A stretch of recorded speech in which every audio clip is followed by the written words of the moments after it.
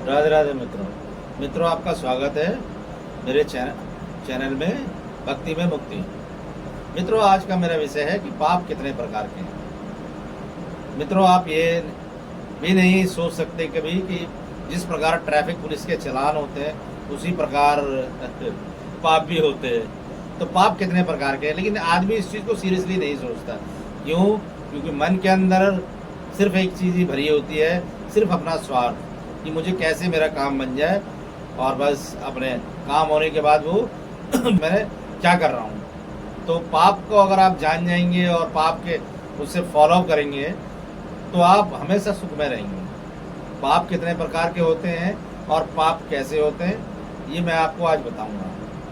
अगर आप किसी से लेते हैं कर्ज और वो समय पे नहीं देते तो वो भी एक प्रकार का पाप है। अगर आप अपने रिश्तेदारी में छोटे भाई से या किसी से भी आप किसी भी प्रकार का लेन देन करते हैं तो वो भी, अगर आप समय पे नहीं देते हैं तो वो भी पाप है। और सबसे गहन पाप ये है कि अगर हमारी बहन है और हम उसका ले लेते हैं और समय पे नहीं देते तो ये भी एक प्रकार का पाप है। तो अब जैसे आप पाप को देखेंगे तभी आप इस जीवन को आराम से सुख में जी पाएंगे। नहीं तो इस जीवन का ये जो चक्र है ये बहुत कठिन है। अगर आप इस चीज़ को फॉलो कर लेंगे तो जीवन का ये चक्र आपको ऐसे लगेगा कि जैसे बहुत आनंदित हमारा जीवन है।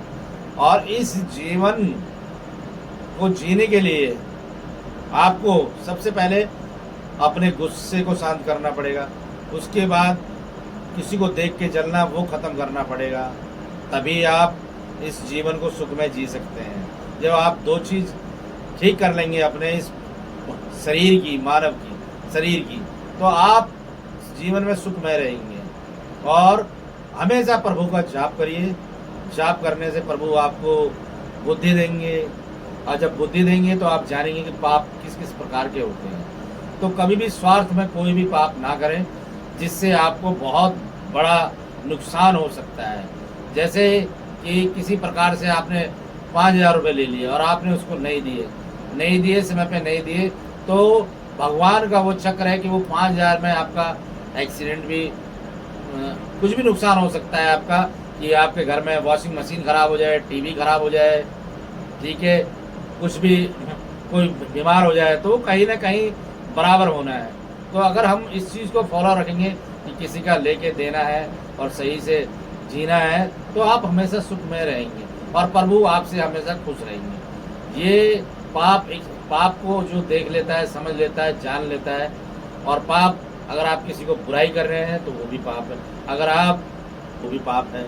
और आप हमेशा इस चीज़ को जान लेंगे तो आप इस जीवन को सुख में जिएंगे। और हमेशा प्रभु का जाप करें, जिससे आपको बुद्धि दें प्रभु और आप जीवन को जानें।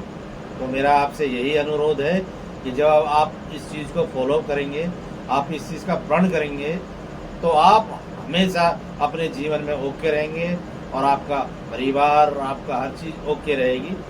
ठीक है मेरे मित्रों, यही मेरी राधे राधे।